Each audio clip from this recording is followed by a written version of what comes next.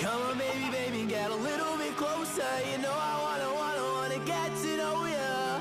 Don't leave me alone tonight. Did you actually do it?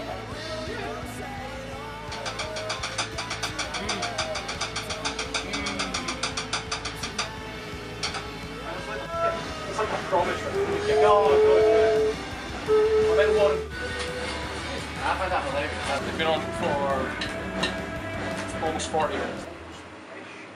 So we started the band, and you live in Whitehill Avenue and I live in Grove Street. So we put those two together and it sounds a bit better than Avenue Street. Yeah. So we went for that instead. Yeah. I feel like we need to come up with like a better story than that, because every time we do this we're just giving away our home address now. Yes. Yeah. Dangerous. No, mate, you live in Callie's store. No wonder. Yes, that is your line, bud. It's absolutely your line. Weird. I think definitely that, you know, just kind of turning around and performing in front of people instead of, you know, worrying about, you kind of get past the point of, oh, people are going to stop and stare because, you know, we're standing playing, but you kind of realise if they want to listen to you then they will, and that kind of transfers through right up until now, because if people want to listen to us then they will, and if they don't then They don't come. it doesn't matter. So yeah, that's definitely, it was a good starting point. And songs wise, we kind of went for crowd pleasers, I think. Yeah, we used to just play like songs that everybody knew, rather than, I mean, I think we occasionally might have tried like really early stuff of ours, but Yeah. I don't think any of it's still definitely none of it's still in the set. Yeah. New set completely. But the problem is, I remember that, I don't remember what the disease is. So there's some disease that's like that. Nuts. Yeah. Strangely, because we were all still really young, like I guess 16 or probably. Yeah. Yeah. But like we played in the Mash House in Edinburgh, which is a pretty big venue, and it was pretty packed. And then there were like mosh pits and like stage diving and weird stuff going on for the quality of music that we were playing. Yes. So like as we've like grown as a band, sort of crowd participation has gone down as the quality of the band has gone up.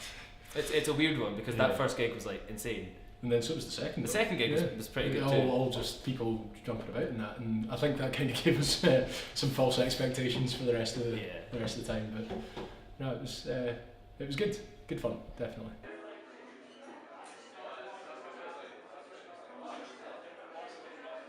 But we've taken them down now. It didn't really represent what we were going for, and like the change of style that we had. Like the first songs that we were brought out were just like the sort of first tunes that we wrote. We were like, oh my god, we're writing music, let's put it out, even if it was crap, which it was. Yeah, we got a really good grant from Young Scott to go in and record our first EP, and you know, it was like 300 quid. Let's go in and record some songs, and you know, it was great. It was great fun. Like we were in the studio for the first time. It was amazing. But the tracks we put out were, you know, 4 tracks that we were like, right, what can we play best? Yeah. It wasn't what would work well, so we had a 5-minute long song as our debut single. It's kind of the same as like the busking sort of thing. Like none of those songs that we recorded are still in the set now. In fact, the last time we played one of those was last time we were in Aberdeen. We got asked to play Runaway, Yeah. but we haven't played it again since. We done it? No idea. They've been on for almost 40 minutes. We got one really scathing live review that it didn't necessarily impact us, but it sort of made us think that we need to stop being so young.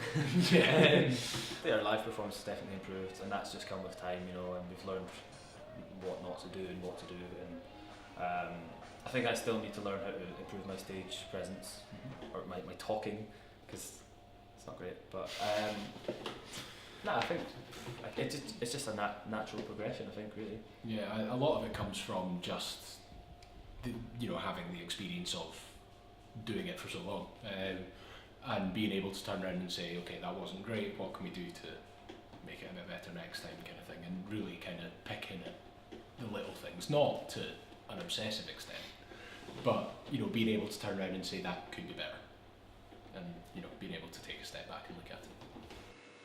Call me. No, you don't tell them the number. Pick your number. Oh, right. I've got one. Pick the number. Right. Okay, Cal, pick the number. Don't tell Barry. I'm definitely happy with. I'm much happier than I was with what it used to be. I think we've developed a lot. Even so, Danny and Seth, Danny used to play bass and Seth used to play guitar. And even before they swapped, I was still like sort of pretty happy with the music that we've done. But since the swap, I feel like we've come up another step, and it's the quality of tunes that we've been writing and playing. I personally have gone up a level anyway, and obviously I'd like it to keep going that way as well.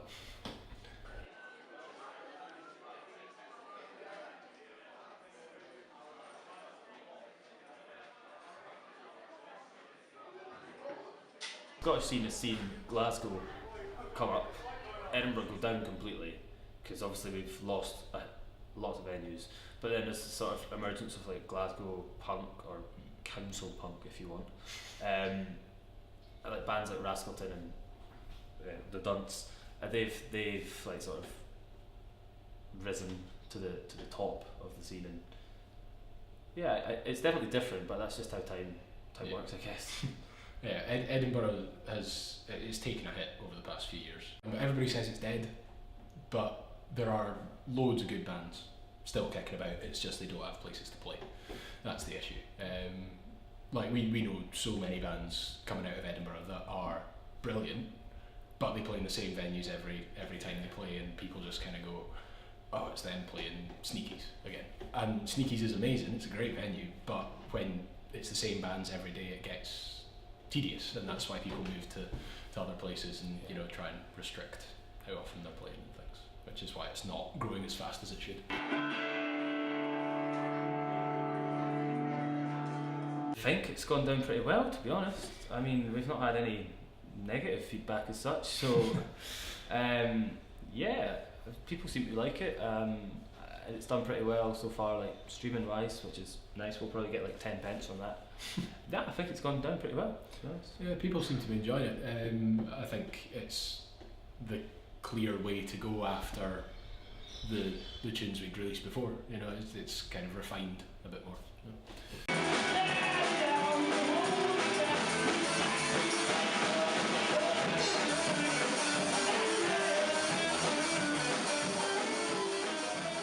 I had the riff for the song for a while, and then I sort of began to actually get a structure to it before I had any lyrics. I mean, the inspiration behind it, there's not a massive story behind it. I'd had those lyrics for the chorus for a while, and then it was kind of just about fitting lyrics around that. The song itself doesn't really mean much, unfortunately. I wish it did, but it doesn't mean that much. But I do think musically it's pretty tight though. So I used to play the bass, but a lot of it came from we lived together last year, and so we'd be writing on 2 guitars, and it just became a lot easier to go into the practice room and say, look, here's this part, and instead of having to teach someone else it was a lot easier to just play the parts that we'd written, instead of having to switch that around, and I think that's mostly where that came from. But it's definitely worked. It's not a struggle, so yeah, it's good fun.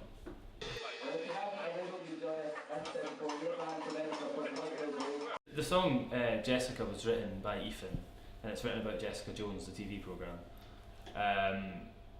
So I know for a fact that he does. He uses there's a quote that we've got that's like using real life experiences and references from TV shows or something like that along those lines. So I know for a fact that he does. For me personally, yes and no, I would say. You've started trying to write more kind of abstractly. So instead of just taking, oh, this happened to me, yeah, oh, this is awful. It's now, I'm telling a story from a different point of view. Yeah. A bit more interesting. So excited. We had our first show outside of Scotland this summer in Manchester, but London's huge. It's such a big deal to be playing there, and then the Monarch is basically run by Extra Mile, the recording company, and things like that. It's just there's so much chance to meet exciting people and exciting bands and press and things. It's it's very cool. And to actually have the chance to play down there is very exciting. Yeah, I think Newcastle will be good as well. I mean, it's another city to add to the list, and it's not Scotland as well. And I think both shows will be great. I think they'll be very fun, and I think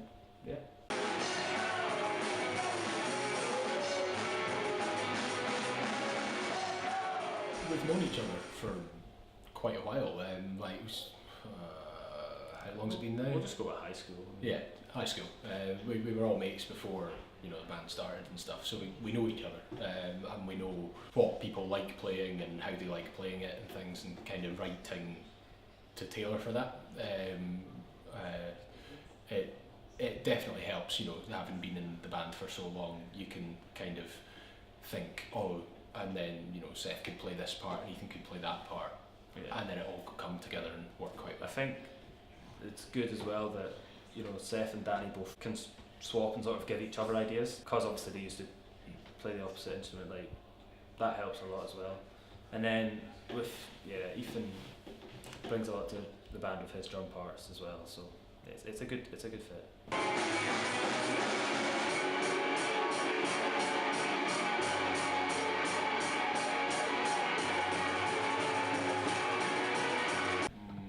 Singles. Yeah, singles. EPs are great if you've got a base that will listen to anything you put out, which a lot of independent bands at the moment do. But for us, who we're absolutely still trying to build that base and kind of get fans that will listen to everything we put out. Singles are the easiest way to do it, because it's 3.5 minutes of something that sums up us, basically. So pitching that is a lot easier than pitching here's a 20-minute body of work that you've got to work your way through. We released an EP last year. Looking back at it, it probably wasn't the way to do it. Maybe if we'd released all those singles, we could have maybe released an EP now, and it might have had a different impact. But I think releasing an EP is the first sort of body of work out there after we deleted the first EP that we had. It didn't quite have the impact that we were looking for. But I mean, we've definitely learned from that now. So I think we've got a plan for our next couple of releases. And we're going fingers crossed.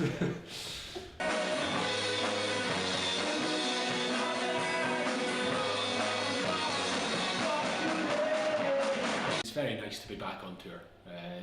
We've been planning it for months, and with the help of our lovely manager Hannah, who's around the corner, I think. But yeah, it's been a massive help, and we've done some things differently this time. Kind of lining it up with the single release and all this kind of thing. It's definitely been a lot smoother this time than it was when we organised it last time. Yeah, looking forward to the rest of it.